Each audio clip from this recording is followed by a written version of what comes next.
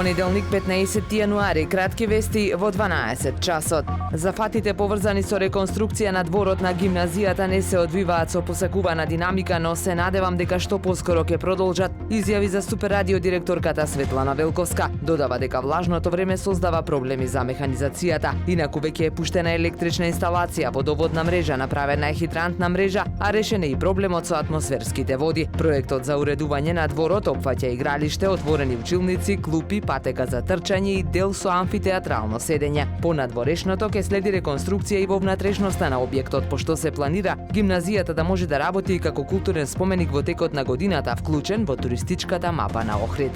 И покрај студените температури, пожари на отворено се уште има, особено за викендите, а се поголем е бројот на запалени оџаци, информираат од Центарот за управување со кризи. Апелираат да се чистат превентивно оџаците согласно препораките на пожарникарите, па макар и сега во зимската грејна сезона. Само во текот на вчерашниот ден имале неколку интервенции за чистење на запалени оџаци во неколку градови, меѓу кои и Охрид.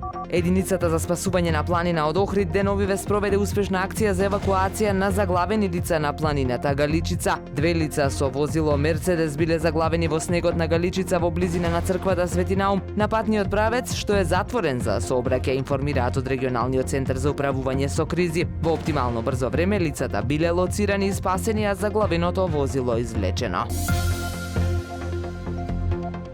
Времето денес променливо облачно со услови за повремени врнежи од дожд, дува слаб до умерен јужен ветер, максималната температура во Охрид до 5 степени. Повеќе информации на ohridpress.com.mk. Уредник и водител на вестите Даниела Спасик. Технички реализатор Реджеп Селман.